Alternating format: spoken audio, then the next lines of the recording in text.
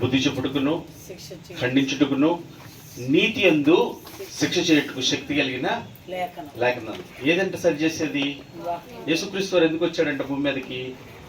నశించిపోతున్న దాన్ని దేవుని మాటకు లోబడక విధేయకులను మనకి యేసుక్రీస్తు వారి ద్వారా విధేయులుగా చేయడానికి దేవుడికి వచ్చాడు. దాని నిమిత్తం ఏమి ఇచ్చాడు? మనకి ఈ వాక్యాన్ని ఇచ్చాడు. ఈ వాక్యంలో ఎలాగైతే చెప్తున్నారు మీరు అలాగా ప్రవర్తించండి అని ఏం చెప్పాడు? నీతిని, రాజ్యాన్ని మొదట వెతకండి, అప్పుడు అవన్నీ మీకు, నువ్వు ప్రార్థనకు రాకముందు నీకు ఏవి అక్కర ఉన్నాయో నాకు తెలుసు అన్నాడు. ఎందుకన్నాడు?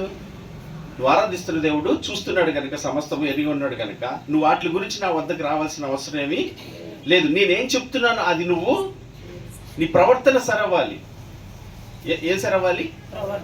ప్రవర్తన సరవ్వాలి. నీ మాట, నీ ఆలోచన, నీ నడత, నీ విధి విధానాలు ఏమవ్వాలి? సరవ్వాలి, సరిచేయబడాలి. అందుకని దేవుడు ప్రయాసపడుతున్నాడు. ఎవరు చేసుకున్నాడు దేవుడు మనల్ని? ఆయన పోలికలో, ఆయన స్వరూప్యంలో. అంటే 2 కళ్ళు, ముక్కు, చెవులు, ఎర్రగా లేకపోతే లాంగ్ హెయిర్ వేసుకొని అట్లా యేసుప్రభు చేశాడు మనల్ని.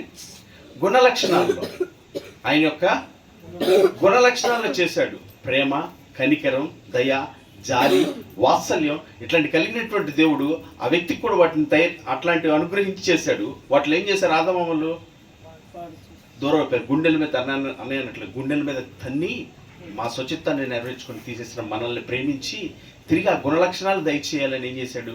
వాక్యాన్ని మనకి ఇచ్చాడు. ఇవాళ ఏం చేస్తాం? ఏసయ్యా, ఏసయ్యా నా తోడుండయ్యా, ఏసయ్యా నాతో ఉండయ్యా, ఏసయ్యా వందనాలే. ఏసయ్యా ఏసయ్య అంటే ఏసై ఎక్కడున్నాడు? ఏసై ఎక్కడున్నాడు? ఇక్కడ ఉన్నాడు. ఎక్కడున్నాడు? వాక్యమై ఉన్న దేవుడు. దేవునికి స్తోత్రం కలుగును గాక. మోసపోకుడి దేవుడు వెక్కిరించబడి. ఈరోజు అందరూ ఏం చేస్తారు? ప్రార్థన చేసే మాతో ఉండయ్యా, ఏసే మమ్మల్ని కాపాడే, ఏసే మమ్మల్ని కానీ. ఏసై ఎక్కడున్నాడు? ఏసై ఎలా ఉన్నాడు? వాక్య రూపంలో ఉన్నాడు. ఎప్పుడు కాపాడుతాడు? ఎప్పుడు తోడుగా ఉంటాడు? ఆయన ఏం చెప్తున్నాడు అది నువ్వు విని ఆ మాట నీ హృదయంలో చేర్చుకొని పశ్చాత్తాపంతో నువ్వు ఎప్పుడైతే ఒప్పుకొని ఆ చిత్తాన్ని చేస్తానా అన్నప్పుడే దేవుడు నీ హృదయంలోనికి వస్తాడు. దేవునికి స్తోత్రం కలుగును గాక. అది మానేసి మరి ఏసయ్యా నాకు తోడుండయ్యా, ఏసయ్యా నన్ను రక్షించాయి, ఏసయ్యా నన్ను కాపాడయ్యా అంటే ఎందుకు కాపాడాలి? నిన్ను ఎందుకు రక్షించాలి? దేనికి అడుగుతున్నావు అనే విషయాలు నీకు నాకు ఏమాత్రమో అర్థం కాదు. ఎప్పుడైతే వాక్యాన్ని నువ్వు జాగ్రత్తగా చదువుతావో, ఇందు నిమిత్తం నేను ఇలా ఉండాలి, ఇందు నిమిత్తం నేను ఇలా ఉండమని చెప్తున్నాడనే సత్యం నీకు నాకు ఏమైంది? బోధపడింది. దావీదు అంటాడు, నా ప్రవర్తన సరిచేయబడి నాకెంత మేలు అని అంటాడు. నాకు ఉద్యోగం వస్తే నాకు ఎంత మేలు, నాకు ఇల్లు కట్టుకుంటే ఎంత మేలు, నాకు పిల్లలు పుడితే మేలు అనుకోవట్లేదు, నా ప్రవర్తన బాగుపడిన నాకెంత మేలు అని అంటాడు. ఎలా ఉండాలి మన ప్రవర్తన?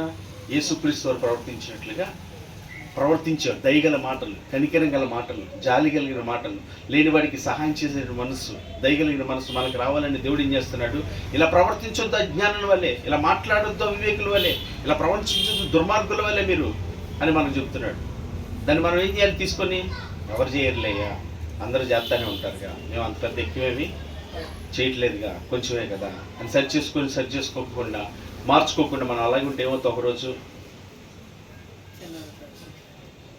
ఏ గడియో ఏ క్షణమో అప్పుడే ఉందిలే, చాలా టైం ఉంటుందిగా, మార్చుకోవచ్చులే, అప్పుడే ఏమైందిలే, తీసుకోవచ్చులే, అప్పుడే ఏమైందిలే, అప్పుడే ఏమైందిలే అనుకుంటాం. ఏమంటున్నాడు? ఓ వెర్రివాడు ఈ రాత్రిని ప్రాణం అడిగితే ఉందా? క్రిస్మస్ కదయ్యా, క్రిస్మస్ పండుగ అయిపోగానే తీసుకుందాం. ఈ సంవత్సరం అంతా కాచావు కదా, జనవరి 1 దాకా ఉంచు, 31 నైట్ హ్యాపీ న్యూ చెప్పగా తీసుకెళ్దు కానీ అంటే ఉంచుతారా? కొత్త సంవత్సరంలోకి వచ్చానయ్యా, ఇంకొక నెల, ఒక వారం ఉంచుతారా? ఉంచాడా? ఏ క్షణమో ఏ గడియో తెలీదు. ఓ నరుడా, నీ ఆయుష్ ఏ పాటిది? సమయం ఉండగానే నువ్వు సద్వినియోగం చేసుకో, సరి చేసుకో అని అజ్ఞానం వల్లే కాకుండా జ్ఞానం వల్ల ప్రవర్తించడానికి దేవుడు మనకి తెలియచేస్తున్నాడు. మరి ఎంతమంది లోబడటానికి ఇష్టపడుతున్నారు? ఎంతమంది లోబడటానికి ఇష్టపడతారు? ఎంతమంది వాక్యం చదవడానికి ఇష్టపడుతున్నారు?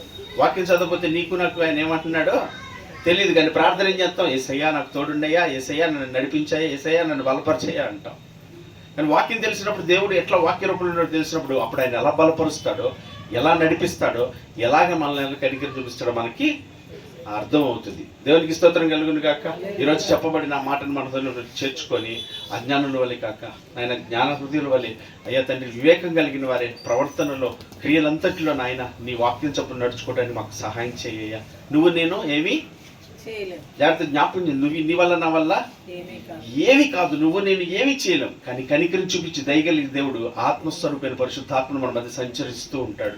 ఎవరైతే దయగలిగి వాళ్ళని అర్థం చేసుకొని ఆయన సహాయాన్ని కోరుకుంటాడో వెంటనే వాళ్ళ లోపలికి వచ్చి ఆయన ఏం చేస్తారు, ఆ కార్యం చేయడానికి ఇష్టపడేటటువంటి దేవుడు. దేవునికి స్తోత్రం కలుగును గాక. ప్రార్థన చేద్దాం. అందరూ కళ్ళు మూసుకున్నట్లయితే తలలోంచి ప్రతి ఒక్కరు ఒక నిమిషం బట్టి అలాగే ప్రార్థించేది. నేను ప్రార్థన చేసి ముగించేస్తాను. ప్రతి ఒక్కరు విన్న మాటలు హృదయంలో చేర్చుకోండి. నాయన ఈ దిన నీ కృపని బట్టి అయ్యా, నీ దయని బట్టి నీ సన్నిధికి నడిపించి అయ్యా, సహోదరి యొక్క కృతజ్ఞత కూడికి ద్వారా అయ్యా మీరు నాతో మాట్లాడినందుకు వందనాలు. తెలివిగలవాని తెలివి జీవపు ఊట అంటున్నావు తండ్రి. మూడని మాటలు వారి మూఢత్వంకే శిక్ష అంటున్నావు. జ్ఞానుని హృదయము వారి నోటికి తెలివి అంటున్నావు నాయన. అయా నీకు వందనాలు, అయా నీకు స్తోత్రాలు నాయన. అయా తెలివి కలిగించు, వారి పెదవులకు విద్య విస్తారం చేయమన్నాడు తండ్రి. నీకు వందనాలు చెల్లిస్తున్నా. అయ్యా నా ప్రవర్తన సరిచేయండి, నా మాటలు సరిచేయండి, నా నడతలు సరిచేయండి. అయ్యా నా ఎందుకు కనికరించండి. ఇవన్నీ సరి కావాలి అంటే నేను దినదినము వాక్యాన్ని చదవాలి నా తండ్రి నాయన. ఈ ఉదయకాలమే నీ వాక్యాన్ని చదివేటటువంటి ఆసక్తి నాకు దయచేయి. ఉదయకాలమే నీ వాక్యాన్ని ధ్యానించేటటువంటి ఆసక్తి నాకు దయచేయి. అయ్యా తండ్రి జీవాహారం నాకు దయచేయి తండ్రి. అయ్యా జీవముతో నన్ను నింపు. నిర్జీవ క్రియలను విడిచి సత్క్రియలను ఓపిక చేయనట్లుగా నా బ్రతుకు జీవితం ఎలా గడవాలో నా తండ్రి నాయన నీ చిత్తాన్ని నెరవేర్చుకు నీ వాక్యాన్ని చదవాలని ఆసక్తి నాకు దయచేయ్యా అని ప్రార్థన చేద్దాం. తండ్రి నీకు వందనాలు చెల్లిస్తున్నాను. ఇదేనో నాయన సహోదరి యొక్క కృతజ్ఞత కొడుకు ద్వారా మీరు మాతో నాతో హెచ్చరించి మాట్లాడుతున్నారు నాయన. అయ్యా మీరు వాక్య స్వరూపంలో ఉన్నారని తెలుసుకున్నట్లుగా నాయన యేసయ్యాని పెదవులతో పిలవటం కాదు కానీ నాయన ప్రభువాన్ని పిలుచు ప్రతి వాడు నీ వద్దకు రాడు కానీ తండ్రి చిత్తం నెరవేర్చువాడే అన్న. అయ్యా నీ చిత్తం ఏదైతే ఉందో తెలియాలంటే నీ వాక్యాన్ని చదివినప్పుడే నాయన ఎలా ఉండమంటున్నావు, ఎలా ప్రవర్తించమంటున్నావు, ఎలా ప్రార్థించమంటున్నావు, ఎలాగ అడగమంటున్నావు, ఎలా జీవించమంటున్నావు నీ వాక్యం మాకు తెలియజేస్తుంది నా తండ్రి నాయన. అలాగే నేను ప్రవర్తించాలంటే నీ వాక్యాన్ని చదవాలి. ఆసక్తి అందరికీ దయచేయండి. ఈరోజు ఈ మాటలైన వారందరి హృదయాల్లో నాయన వాక్యం చదవాలని ఆసక్తిని దయచేయి, ఆలోచన దయచేయి. నీ ధర్మశాస్త్రం మీద ఆశ్చర్యమైన సంగతులు చూసినట్లుగా నా మనోనేత్రాలు తెరువు అన్నాడు నా తండ్రి నాయన. మా మనోనేత్రాలు తెరిచి నీ వాక్యాన్ని చదువుకు తగిన ఆసక్తిని మా అందరికీ దయచేయమని ప్రార్థన చేస్తున్నాను నా తండ్రి. విన్న మాటలు మా హృదయంలో స్థిరపరిచి నా తండ్రి బుద్ధి వివేకంలో కలిగి అయ్యా లోకాన్ని అనుసరించి కాక నాయన వాక్యాన్ని అనుసరించి నడిచే వాళ్ళగా మేమందరం ఉండటానికి సహాయం చేయండి. మా కుటుంబాలు ఎలా కట్టుకోవాలో నాయన, మైరుపురు వారితో ఎలా ప్రవర్తించాలో నా తండ్రి నాయన, అయ్యా సత్యంని ఎలా అనుసరించి నడుచుకోవాలో ఒక మీరు నేర్పుతున్నందుకు స్తోత్రాలు. ఆ మాటలను ఆయన జాగ్రత్తగా నేర్చుకొని అయ్యా అటు జీవించే కృప మా అందరికీ దయచేయమని నేను ప్రార్థిస్తున్నాను, స్తుతిస్తున్నాను. వాక్యమిత్రుని దాసుని బట్టి స్తోత్రాలు. నువ్వు ఇచ్చిన కృపని బట్టి వందనాలు, నువ్వు ఇచ్చిన తలంతులను బట్టి వందనాలు అయ్యా తండ్రి. ఆ మాటలు ఇంకా నా తండ్రి నాయన వారి కుటుంబంలో వారి జీవితంలో నేను నెరవేర్చినట్లుగా మీ ఆత్మచేత నింపి నడిపించండి, బలపరచండి. వారికి ఇచ్చిన కృప నా తండ్రి ఇంకా విస్తరించినట్లుగా ఆయా ప్రాంతాల స్థలాల్లోని మహిమ కొరకు ఇంకా సహోదరులు వాడబడటానికి సహాయం చేయండి. ఎక్కడ అసత్య బోధనలు నాయన, కల్పన కథలు, అబద్ధ దుర్బోధనలు ఈ సమయంలో నాయన సత్యం అనేకులు ప్రకటించబడినట్లుగా నా సహోదరుని నా కుటుంబానికి నువ్వు వాడుకోనమని క్రీస్తునందు నాయన ప్రార్థిస్తున్నాను. నీ పాదాలు చెంత పెడుతున్నా, నీ కృపగా అప్పగిస్తున్నాను నాయన. అలాగే నాయన సహోదరు రౌనక్కని బట్టి వందనాలు. తనకిచ్చిన విశ్వాసం రక్షణ బట్టి స్తోత్రాలు. తుది వరకు కొనసాగించినట్లుగా నీ మీద మాత్రమే మనస్సు నిప్పి నీ వాక్యమును జాగ్రత్త హృదయం చేర్చుకొని తను చేస్తున్న పనులు అంతట్లో నీ కృపా కాపుదల బిడ్డకి దయచేయండి, బిడ్డలకి రక్షణ దయచేయండి. అయ్యా వారికి ఉన్న ప్రతి బంధకాలు విడిపించగల దేవుడు అని విశ్వాసంతో నడిపించండి. కూడికలో పాల్గొందే ప్రతి కుటుంబాన్ని మీరు బలపరచండి ఆయన. ఈ సమస్యలు, ఇబ్బందులు, ఆటంకాలు, పోరాటాల మధ్య నడుస్తున్నారు. నీ వాక్యమే దానికి పరిష్కారం నా తండ్రి నాయన.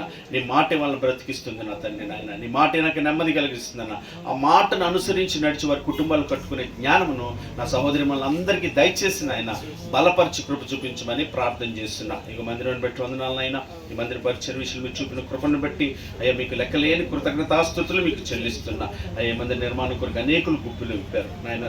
తినలేని వారు కూడా నాయన ఇవ్వడానికి ఇష్టపడి చేసుకున్న కృపని బట్టి స్తోత్రాలు. వారి కష్టజితాలు దీవించండి నా తండ్రి. వారి దాని పరలోక మంది సమకూర్చబడినట్లుగా, వారి కుటుంబాల ఆత్మీయతలు వర్ధిల్లున్నట్లుగా, వారి కుటుంబాల ఆత్మ సంతోషం, ఆత్మశక్తి, ఆత్మ బలమును సమృద్ధిగా మీరు దయచేసి నన్ను నిండారుగా దీవించమని ప్రార్థన చేస్తున్నాను నాయన. అలాగే మా ముందున్నటువంటి కార్యక్రమాలన్నింటినీ నాయన, క్రిస్మస్ ఆరాధన నా తండ్రి నాయన, జనవరి 1 ఈ కార్యక్రమాలంతటిలో మీ కృప కాపుదలను దయచేసి ఇంకా అనేకులకు సత్యాన్ని బోధించినట్లుగా మీరు మాకు సహాయం చేసి నడిపించి కృప చూపించమని సమస్త ఘనత, మహిమ, ప్రభావాలు మీకు మాత్రమే ఆరోపిస్తున్నాయన. ఈ ప్రాంత ప్రజలను కనికరించండి. మీ చుట్టుపక్కల ప్రజలందరినీ కనికరించండి. అసత్యంలో, అబద్ధంలో నాయన సత్యాన్ని తెలుసుకోలేక అయా తండ్రి నాయన అపవాది ఉచ్చులో ఉన్న వారి బంధకాల నుంచి విడిపించి అయా సత్యమును విని తెలుసుకొని రక్షణ పొందినట్లుగా నీ ఆత్మకార్యం జరిగించి కృప చూపించమని మరొకసారి మీ సన్నిధికి వచ్చినప్పుడు మేమందరం వాక్యాన్ని అనుసరించి నడిచి నీ నామాన్ని మహిమపరిచే కృప మా అందరికీ దయచేయమని యేసుక్రీస్తు అతి శ్రేష్టమైన నామమున కృతజ్ఞతలతో వేడుకుంటున్నాను అప్పుడు పరలోకపు తండ్రి.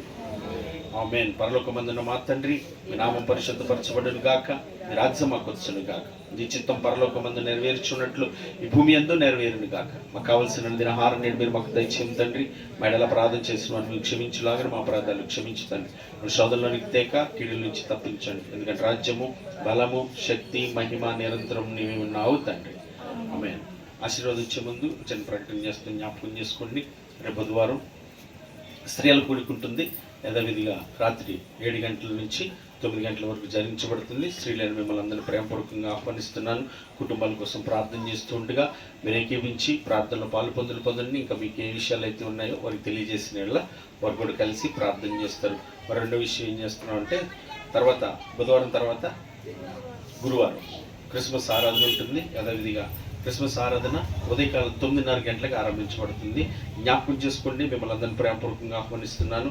మీరే కాకుండా ఇంకా మీ చుట్టాలు, బంధువులు, స్నేహితులు ఉంటే ఆ పక్కన కూడా ఆహ్వానించాలని ప్రేమపూర్వకంగా మీ అందరికీ తెలియజేస్తున్నాను. దేవునికి స్తోత్రం కలుగును గాక.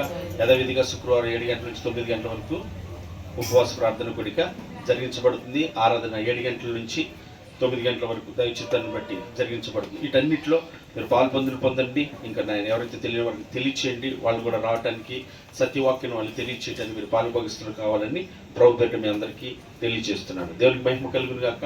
ఆశీర్వాదంతో ముగించుకుందాం.